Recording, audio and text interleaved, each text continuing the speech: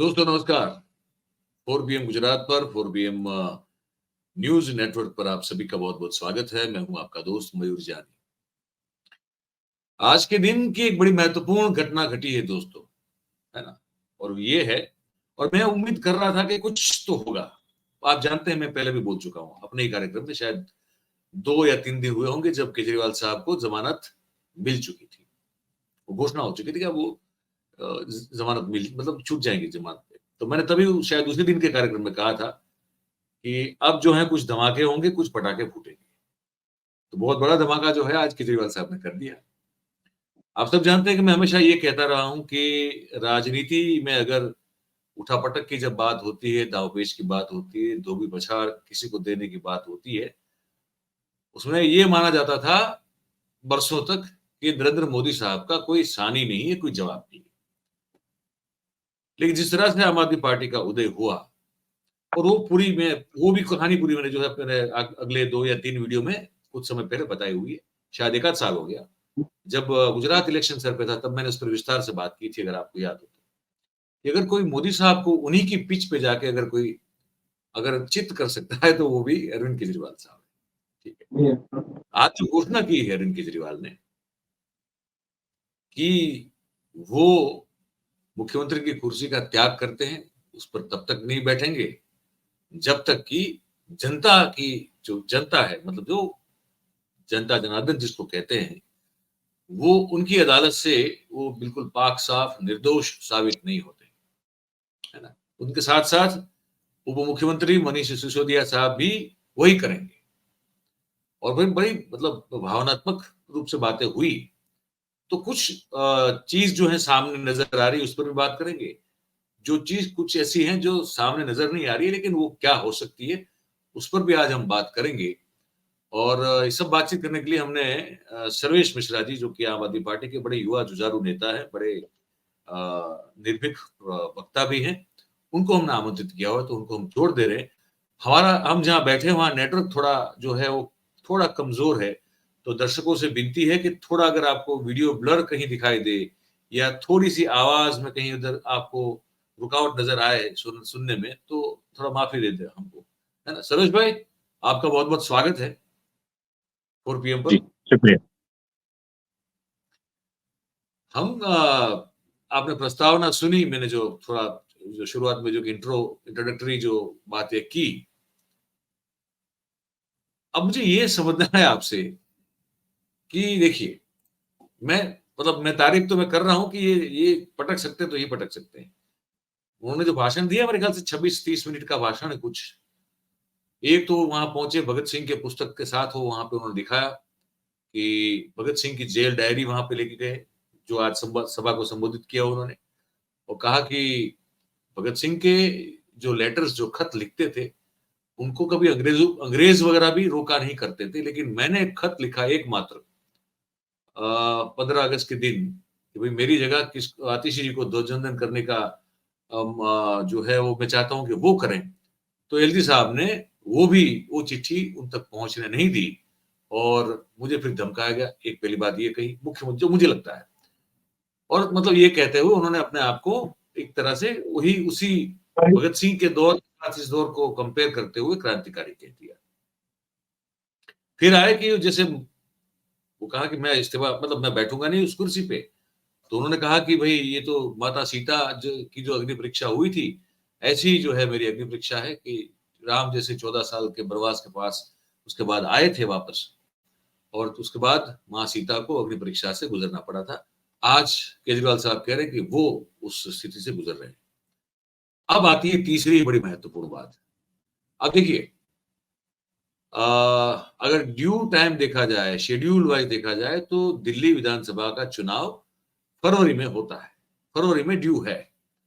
लेकिन केजरीवाल साहब ने मांग कर दी कि इसको नवंबर में कर दिया जाए, जैसे महाराष्ट्र के चुनाव होने उसके साथ साथ इसको इस दिल्ली के चुनाव को भी निपटा दिया जाए, और जब तक उस चुनाव का फैसला नहीं होगा तब तक आम आदमी पार्टी में से कोई जो है वो मुख्यमंत्री बनेगा।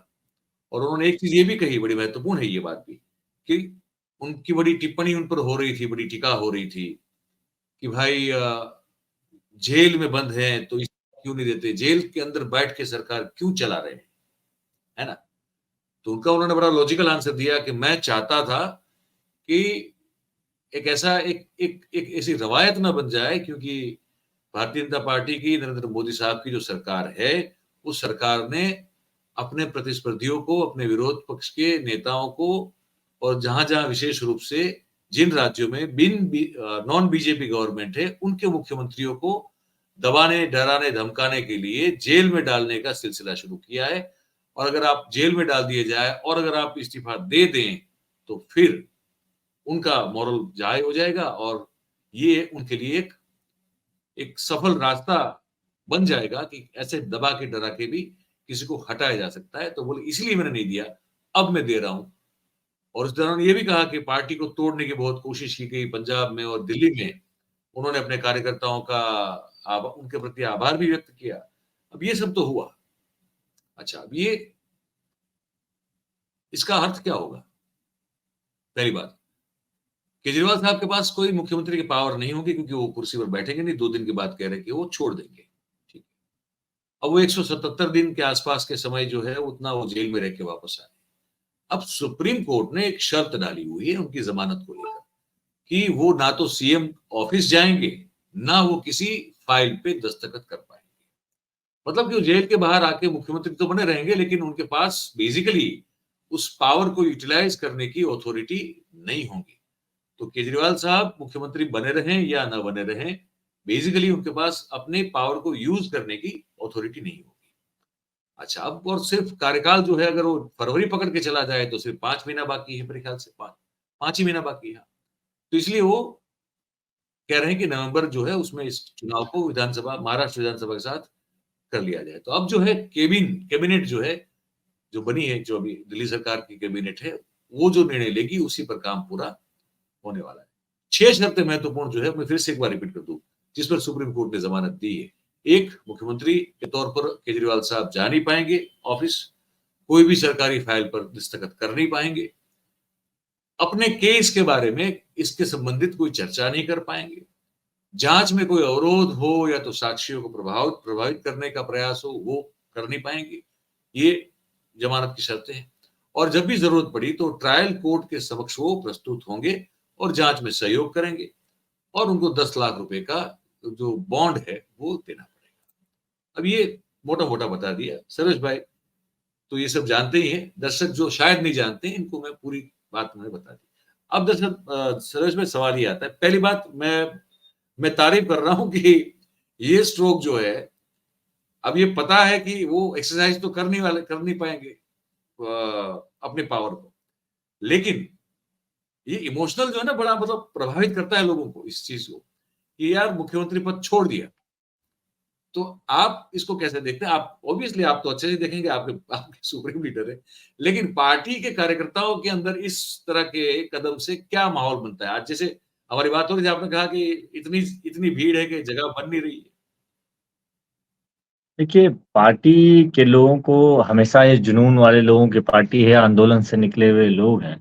तो जब भी कोई ऐसा फैसला होता है जिनको उनको लगता है कि नहीं, हमारे उसूलों की बात हो, हमारे नेता अपने सिद्धांतों की बात कर रहे हैं, आप साथ खड़े हैं और ज़्यादा मजबूती से दिखा रहे हैं और ईमानदारी से आ रहे हैं, तो उसमें कार्यकर्ताओं को भी खुशी होती है। देखिए, उन्होंने इस्तीफ़ा दिया है और लोगों में एक नए तरीके का भरोसा है कि देखो अब आओ, हम 3 महीने बाद चुनाव में आपको सिखाएँगे, चुनाव का परिणाम इसका जवाब देंगे।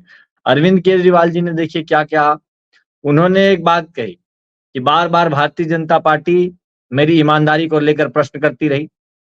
कोर्ट ने अपना काम कर दिया, माननीय न्यायालय ने मुझे बेल दिया और बेल में तमाम देखिए ईडी की जो बेल हो या सीबीआई की भी जो बेल हो, उसमें स्पष्ट रूप से उनके पक्ष में फैसला आया। और ईडी से बेल बिल्कुल। मिलना किस तरीके से आपको पता ही है कि ईडी के बेल में या तो जज को सैटिस्फाई होना होगा कि कुछ भी ऐसा मामला नहीं है और फिर उसके आधार पे बेल मिला। जो बेल सीबीआई के केस में सुप्रीम कोर्ट ने दिया, सुप्रीम कोर्ट ने साफ-साफ उस बेल में सीबीआई को फटकार लगाई और कहा कि इस पिंजड़े में बंद तोते की तरह व्यवहार करना बंद करो। आपको याद होगा पिंजड़े का तोता और सीबीआई की कहानी, आप जी, जितने वरिष्ठ तौर पे राजनीति को कवर करते हैं, आप जानते होंगे किस तरीके से बातें की गई। अरविंद केजरीवाल जी देश के आज उस स्तर के नेता हैं और वो राजनीति में इतना लोगों पे वो भरोसा करते हैं और लोग उन पे भरोसा करते हैं कि वो कहते हैं कि देखो मेरे काम से कुर्सी है, तो जब नेता के काम से उसकी कुर्सी होगी तो उसमें डर नहीं होगा। जब एक कुर्सी के लिए सरकारों को तोड़ने वाले, कुर्सी के लिए सरकारों को खरीदने वाले, पार्टियों को बाँटने वाले लोग नहीं जान पाएँगे। उनके काम से कुर्सी है, इसलिए वो डरते नहीं हैं। इसलिए उन्होंने कहा कि मैं भी अग्नि परीक्षा देने को तैयार हूँ। जनता के बीच जाऊँगा, जनता के हाथ में फैसला करना है। आप अपने वोट की ताकत से बता दीजिएगा कि मैं बेईमान हूँ या ईमानदार। तो ये कितनी साफ़गोई से उन्होंने बात रखी। पार्टी के भी लोगों को, दिल्ली के भी लोगों को और तमाम लोगों को ये चीज़ पसंद आ रही है कि देखिए और उन्होंने देखिए बात बार-बार भारतीय जनता पार्टी कहती थी कि इस्तीफा दे दो, इस्तीफा दे दो, इस्तीफा दे दो। और उन्होंने साफ तौर पे बताया कि अगर वो जेल में रहते हुए इस्तीफा दे देते, तो भारतीय जनता पार्टी बहुत बड़े मकसद पे काम कर रही थी कि सभी मुख्यमंत्रियों पे केस करो, उनको जेल में डालो, उनकी सरकारें गिराओ और हर तरफ तानाशाही, लूटमारी और ये हॉर्स ट्रेडिंग का खेल शुरू करके हर जगह अपनी सरकार बना दो। ये बात जो है ना सर्वेश भाई, ये बात बड़ी लॉजिकल है। ये किसी के भी दिमाग में उतर जाने वाली बात उतर जाएगी कि हाँ यार, ये तो है। मतलब आपके साथ हेमंत सोरेन का एग्जाम्पल है, आपके पास आम आदमी पार्टी की दिल्ली सरकार का, आपके पहले तो जैन साहब तो गए गए, फिर मनीष सिसोदिया साहब को डाल दिया गया, और फिर संजय सिंह साहब भी गए, है ना, फिर नहीं केजरीवाल तो साहब देखिए खुद गए। उसी तो ये बात को लॉजिकल है उन्होंने बात। उसी बात को उन्होंने स्पष्ट तरीके से, बड़े तार्किक तरीके से समझाया और उन्होंने बताया कि मेरे इस्तीफे नहीं देने की वजह क्या थी। और उन्होंने स्पष्ट तरीके से बताया कि अगर मैं इस्तीफा दे देता तो इनका तो मकसद ही यही था कि हॉर्स ट्रेडिंग कराओ, खोखा-खोखा करके लोगों को खरीदो, पैसे रुपए में विधायक और मंत्री तोड़ने शुरू करो। तो उन्होंने एक प्रेसिडेंट सेट किया और अभी न्यायालय में जब ये मामला गया, तो माननीय सर्वोच्च न्यायालय ने सवाल किया कि आखिर जेल से सरकार क्यों नहीं चल सकती है? आपको देखिए कई बार ये उदाहरण भी है। जेल से सुब्रत राय अपनी कंपनी चलाते थे। सुब्रत राय की कंपनी जी। कोई इतनी छोटी कंपनी नहीं थी। तो नहीं। अरविंद केजरीवाल जी ने भारतीय जनता पार्टी के उस बड़े मंसूबे पे भी पानी फेर दिया। अभी कोर्ट का जब फैसला आएगा तो भी तय हो जाएगा कि आखिर जेल से को इनका जो ट्रेंड था कि मुख्यमंत्रियों को जेल में डालो, उनकी सरकार गिराओ। तो भारतीय जनता पार्टी ये समझिए संविधान की रक्षा के लिए, देश के लोकतंत्र की रक्षा के लिए, इन तानाशाहों से देश को बचाने के लिए कितना ज़रूरी है कि एक-एक इस अरविंद केजरीवाल जैसे ही नेता हैं, जो इस देश में एक नया प्रेसिडेंट सेट करते हैं। जो ये बताते हैं देखिए जो तार्किक भी हैं, जो समझदार भी हैं, जो जुझारू भी हैं, संघर्षशील भी हैं, जिनमें अपने उसूलों पे खड़ा रहने की ताकत भी है, जो नए दौर की राजनीति को समझते हुए वैसे नेता ही तय करेंगे और वो अरविंद केजरीवाल जी हैं। तो उन्होंने इस बात को स्पष्ट भी किया, तरीके बिल्कुल। से बताया। तो वो उन्होंने उन्होंने आज ना अपनी बड़ी पूरी लॉजिकल जो बात करी, चीज़ देखी बिल्कुल। होगी। बिल्कुल सही बात। मैं ये सुना देता हूँ, ये एक और इनका निवेदन है आज उनके भाषण का। ये मुझे लगता है बड़ा इंटरेस्टिंग है, इसको लोगों को सुनना चाहिए, दर्शकों को हमारे। ये सुना देते हैं, एक क्लिप जो है। मेरा बैंक अकाउंट खाली है, हमारी पार्टी का बैंक अकाउंट खाली है। मैंने जिंदगी में कुछ नहीं कमाया, अपनी इज्जत और अपनी ईमानदारी के सिवा मेरे पास कुछ नहीं आया। इनकम टैक्स में कमिश्नर की नौकरी करता था। 2000 में नौकरी छोड़ के सन 2000 से 2010 तक 10 साल मैंने दिल्ली की झुग्गियों के अंदर बिताए हैं। कुछ महीने दिल्ली की झुग्गियों में जाके रहा मैं।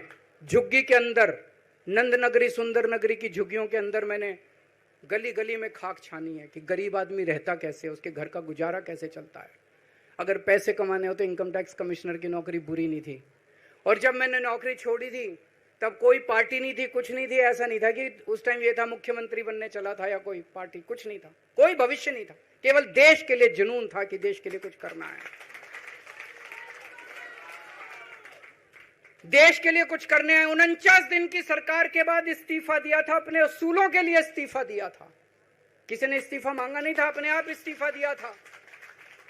आज के तारीख में, आज के जमाने में कोई अपनी चपरासी की नौकरी नहीं छोड़ता। मैंने मुख्यमंत्री की कुर्सी छोड़ी थी, अपने आप छोड़ी थी।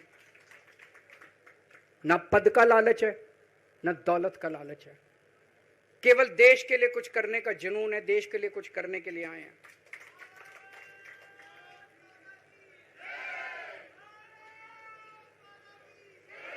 इन्होंने मेरे ऊपर आरोप लगाए, मनीष जी के ऊपर आरोप लगाए हैं।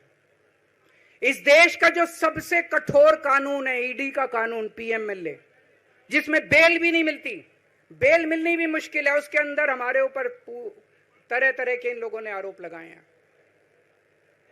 कोर्ट से हमको बेल मिल गई, उसके बावजूद आज की तारीख में आज जो स्थिति है, इससे फालतू कोर्ट और कुछ नहीं कर सकता था जितना कोर्ट ने कर दिया हमारे पक्ष में। हम कोर्ट के बहुत शुक्रगुजार हैं। तो वो पॉलिटिक्स जिसके दम पर वो उस आइडियोलॉजी के दम पर कि भाई हम लोग जो हैं करप्शन के खिलाफ की मुहिम से ही तो आपकी पार्टी का जन्म हुआ बेसिकली, और उसी करप्शन के बहुत बड़े आरोप भी आपकी पार्टी के सबसे बड़े नेता पर लगे। ये कहा उन्होंने, ठीक है कि भाई सुप्रीम कोर्ट में, मतलब वो कानून जहां पे बेल नहीं मिलती है, तो सुप्रीम कोर्ट का ये फैसला काफी मतलब एक तरह से ये फैसला भी बेंचमार्क होगा ना सरोज भाई, क्योंकि वैसे बेल मिलती नहीं इस पीएमएलए में। ये फैसला भी मेरे ख्याल से कहीं एक और इस तरह के मामलों में शायद बेंचमार्क हो सकता है। क्या कहेंगे आप? देखिए, निश्चित तौर पे ये एक फैसला बहुत ही बड़ा बेंचमार्क है, और पुराने ऐसे केसेस हैं भी जिनमें कई फैसले बेंचमार्क हुए भी हैं।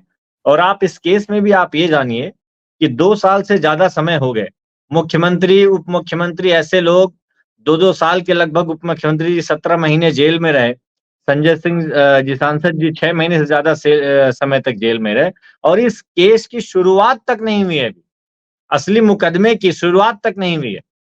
तो आप ये समझिए कि ऐसे केसेस खत्म होने में 5, 6, 7 साल भी लगेंगे, और उसके बाद जो परिणाम आएगा, कौन उन समय को वापस कर सकता है? इतनी व्यवस्थाओं में जो आपने व्यवस्थित किया, फिर कौन कर सकता है? अभी इस केस की शुरुआत तक नहीं हुई है, ट्रायल की शुरुआत भी नहीं हुई है, क्या फैसला होगा? तो ऐसे मामलों में निश्चित तौर पे, और ईडी के मामलों की जब एक तरीके से अवलोकन करते हैं, और जब हम देखते हैं कि इन फैसलों में क्या हुआ, तो उनके जो सक्सेस रेट है वो देख लेते हैं। ट्रायल में शुरुआत ही जब 6,000 में से 25 केस होंगे, तो फिर उनमें से कितनों पे सजा होगी और नहीं होगी, ये तय होगा। कई ऐसे मामले आए जिनमें केस है ही नहीं। अभी आपने देखा डीके शिव कुमार जी का मामला जो था, वो भी उप मुख्यमंत्री, वो भी रह के आए, जेल में 3 महीने से ज्यादा समय रहे, केस बनता तक नहीं है। अगर एक उप मुख्यमंत्री को, मुख्यमंत्री को केस बनता तक नहीं है पे अगर आप जेल में महीनों महीनों रख दोगे, तो फिर देश की लोकतांत्रिक और ऐसी बड़ी व्यवस्थाओं का क्या होगा? ऐसी एजेंसियां सीधे तौर पे पिजड़े वाली, तोते वाली एजेंसियां ही हैं। ये इशारों पे ही चल रही हैं, ये राजनीतिक एजेंसियां बन चुकी हैं। इसका मतलब इन्वेस्टिगेशन से उनका कोई लेना देना नहीं है। अगर आज अरविंद केजरीवाल जी ने कहा कि अगर सुप्रीम कोर्ट ने सवाल किया है कि आखिर मुख्यमंत्री जेल में रहकर सरकार क्यों नहीं चला सकते हैं, तो एक प्रेसिडेंट सेट है, भारतीय जनता पार्टी इससे डरेगी। उनको लगेगा कि देखो अब जेल में डाल देंगे तो ऐसा नहीं कि इस्तीफा कोई दे दे, लोग अरविंद केजरीवाल को फॉलो कर सकते हैं, और ये करना चाहिए। देखिए, जब तानाशाही के इस तरीके से इस तानाशाही के उच्च स्तर पर पहुंच जाएंगे, तो इनसे मुकाबले करने के लिए बहुत ही सोच समझ कर मुकाबला करना होता है। ये भारतीय जनता पार्टी है जिसमें 8 साल तक जो मुकदमा चलता है, दिल्ली के सरकार को अधिकार मिलता है ट्रांसफर और पोस्टिंग का, और उसके 8 दिन बाद उस पे नया अध्यादेश ला के उस अधिकारों को खत्म कर देते हैं। ये लोकतंत्र और संघीय ढांचे के टोटल खिलाफ है। तो इन सबसे लड़ने के लिए समझना पड़ेगा, जिसको भी बाबा साहब के दिए संविधान से प्यार है, देश की कानून व्यवस्था से प्यार है, हम इस फेडरल स्ट्रक्चर को मानते हैं। अगर ऐसे समय में भारतीय जनता पार्टी से सोच समझकर लड़ना पड़ेगा। बहुत ही शातिर लोग हैं, दिन रात झूठ बोलने वाले लोग हैं, इन्हें किसी भी तरीके से कोई कानून, कोई मर्यादा से कोई फर्क नहीं पड़ता। तो अरविंद केजरीवाल जी प्लीज कंटिन्यू। वो बात सही है। देखिए, उसमें जरूर अब जनता के सामने उन्होंने रखा है, उन्होंने जनता के सामने रखा है और जनता के सामने विकल्प दिया है कि आप बताइए कि मैं ईमानदार हूं या बेईमान हूं। जनता विकल्प देगी। भारतीय जनता पार्टी के अंदर हिम्मत है, भारतीय जनता पार्टी के अंदर 1 नेशन 1 इलेक्शन हर तरफ चिल्लाते रहते हैं मोदी जी, तो नवंबर में चुनाव है, करा के दिखा दे। 1 नेशन 1 इलेक्शन की बात करते हैं, तीनों राज्यों का चुनाव एक साथ कराए, फिर बता दे। मतलब सीधे तौर पर उन्होंने वो महाराष्ट्र में कब करवाना वो तय कर नहीं पा रहे हैं, कहाँ करवाएंगे महाराष्ट्र में जो हालत बनी हुई है भाई उनकी, तो वहां भी तो कहाँ वो मतलब अभी हिम्मत तो जुटा नहीं पा रहे कि महाराष्ट्र में चुनाव करवा दे। वो लाडली बहना की तरह वहां के लड़कों के लिए भी योजना निकाली, पर वो भी उससे भी कुछ नहीं हो रहा है वहां पे। अच्छा, मजे की बात ये है, देखिए ये आप लोग ये क्यों नहीं उठाते? मतलब एक मन में सवाल हो रहा है। ये राजस्थान जाते हैं, 400 रुपए गैस का सिलेंडर की घोषणा कर देते हैं। भाई हम गुजरात वालों ने क्या बिगाड़ा हुआ है? आप लोग जो हैं वहां भी ठीक ठाक आपका भी है। गुजरात के लिए लड़िए भाई थोड़ा, कि भाई गुजरात तो 30 साल से आपको सर पे बिठा के रखा हुआ है, तो इनको तो कुछ दो। ना हमारे किसानों को कुछ मिल रहा है, ना हमारे जवानों को कुछ मिल रहा है, ना युवा कुछ पा रहे हैं, पेपर लीक के ऊपर लीक हो रहे हैं, सरकारी भर्तियां हो नहीं रही है भाई साहब, कि किसानों को अतिवृष्टि का मुआवजा मिल नहीं रहा है। तो आप प्रेजेंट तो हैं आपकी वहां पे, यार कुछ तो कीजिए आप गुजरात के लिए। नहीं, आप तो खुद ही गुजरात की राजनीति को समझते हैं और आप जानते होंगे गुजरात की राजनीति में जो इन्होंने गुजरात का मॉडल दिखा दिया था, इनके गुब्बारे में पिन मारने का काम इसी आम आदमी पार्टी और अरविंद केजरीवाल जी ने किया था। गुजरात में इसी अरविंद केजरीवाल ने ऐसा काम किया था कि नरेंद्र मोदी जी को टेंट के स्कूल में आकर पढ़ाई करवानी पड़ी। ये वो अरविंद गजब था केजरीवाल भाई। ही हैं जो इनको उतार दिया उन्होंने गुजरात के चुनाव में। वो समझ गए कि गुजरात में आपको बात करनी है, गुजरात की जनता ने हमें बहुत प्यार दिया, बहुत विश्वास किया हम पर और 13% के लगभग वोट दिया और हमें 5 सीटें दी। लेकिन आपने गुजरात में भी देखा किस तरीके से हमारे विधायकों को, उनके परिवार को किस तरीके से जेल में डाल रहे हैं लोग, उनसे किस तरीके से प्रताड़नाएं दी इन लोगों ने। देखिए भारतीय जनता पार्टी को अगर खत्म करना है तो इस पूरे देश को अरविंद केजरीवाल जैसी लड़ने की शक्ति पैदा करनी पड़ेगी। पूरे विपक्ष के नेताओं ने आम आदमी पार्टी और अरविंद केजरीवाल जैसा एकदम अर्जुन के लक्ष्य की तरह ध्यान में रखना पड़ेगा कि नरेंद्र मोदी के तानाशाही का खात्मा करना है और तब एक साथ सब लोग उसके लिए आए और तभी हटेगी। अच्छा, आगे अब क्या 2 दिन के बाद इस्तीफा दे देंगे केजरीवाल साहब, ठीक है। मनीष मनीष सिसोदिया भी कह रहे हैं कि उनके साथ वो भी पद त्याग कर देंगे। तो फिर क्या ये समझा जाए कि 2 दिन के बाद अनऑफिशियली एक तरह से बिल्कुल धुआंधार चुनाव की तैयारियां शुरू हो गई दिल्ली में, ये मान लिया जाए क्या? देखिए आगे जो राजनीतिक कार्यक्रम होंगे वो तय किए जाएंगे। आप सब लोगों को सार्वजनिक तौर पे मीडिया के सभी लोगों को तो सूचित किए भी जाते हैं, चले भी जाएंगे। अभी 2 दिनों बाद हमारे विधायक दल के नेता के चुनाव है, चुनाव के बाद उनकी भी होगी, उसके बाद पार्टी नई रणनीतियाँ भी तय करेगी। अरविंद केजरीवाल जी ने कहा है कि उनका लक्ष्य कुर्सी पाना नहीं है, मुख्यमंत्री बनना नहीं है।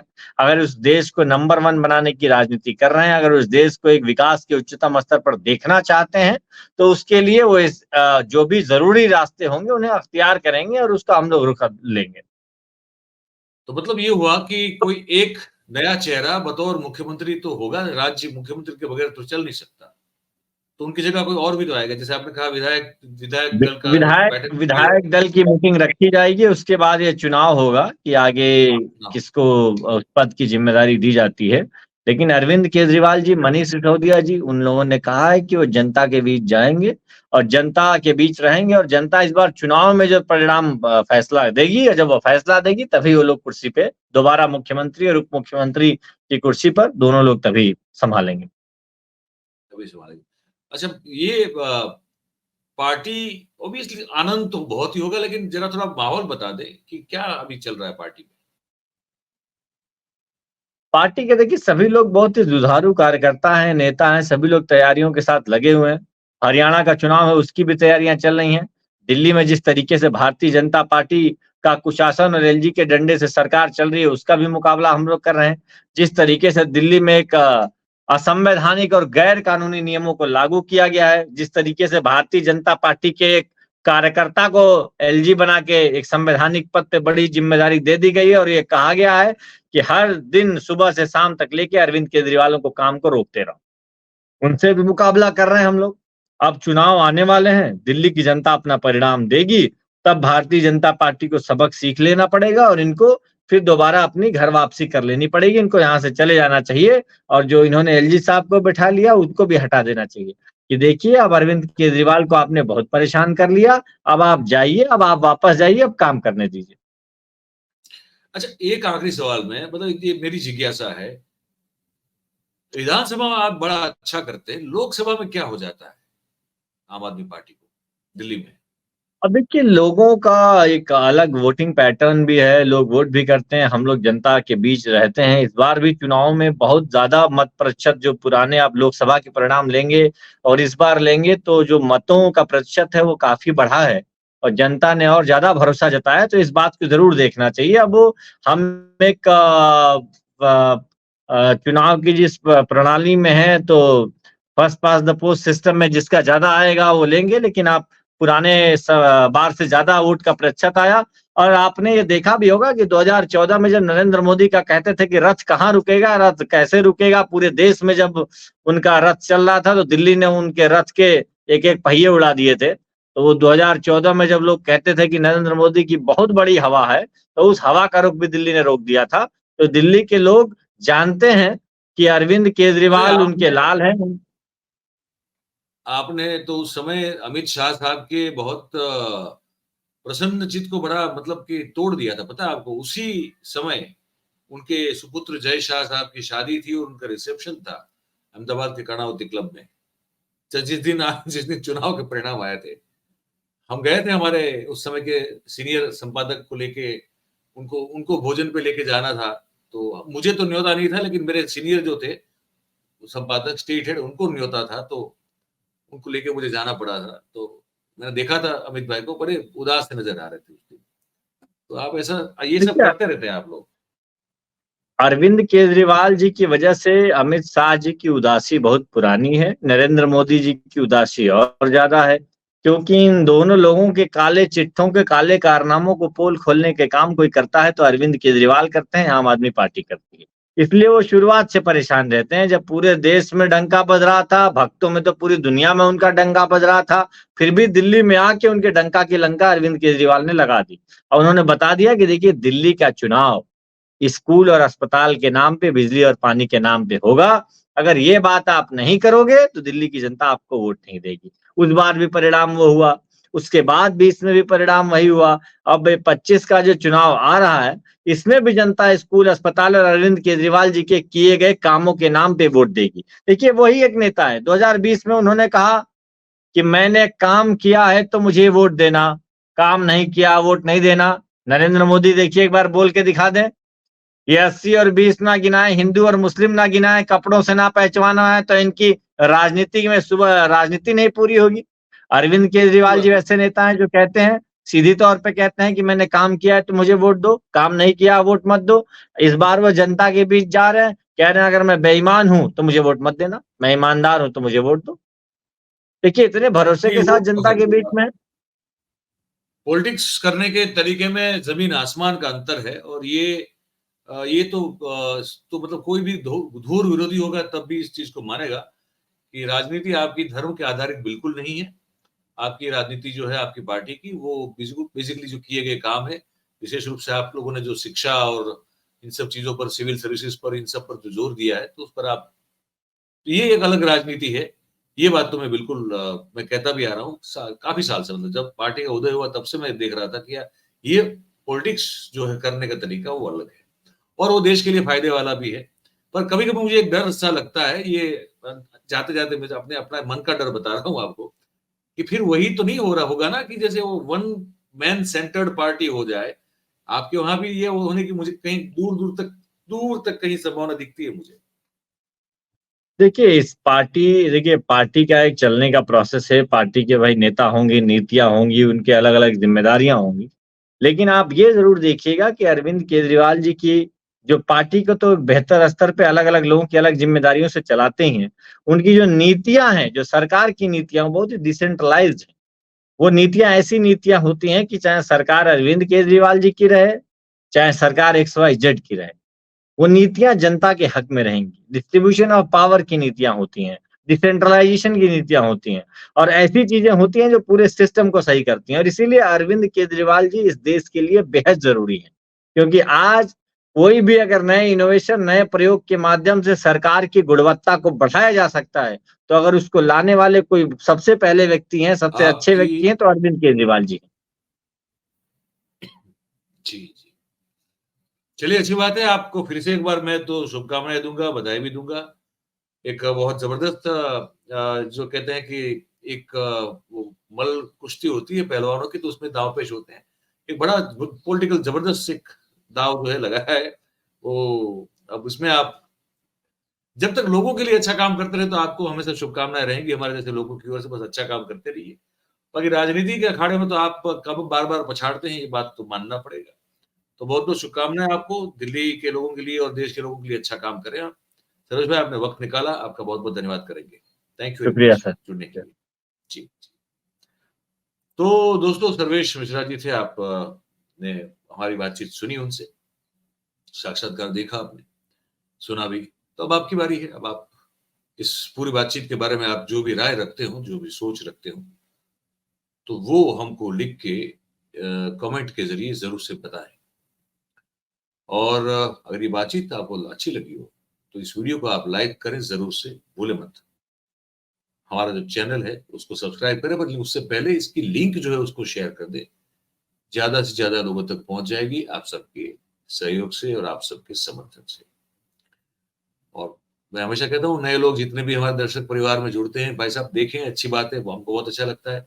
साथ में वो बेल आइकन भी दबाइए, सब्सक्राइब कीजिए और करवाइए अपने आस-पास के लोगों के साथ। है ना? तो बस यही था आज के इस कार्यक्रम में। अब यहीं समाप्त करेंगे इसको। जाने से पहले हम सभी का धन्यवाद करेंगे जो इस कार्यक्रम में हमारे साथ जुड़े। Thank you very much. नमस्कार।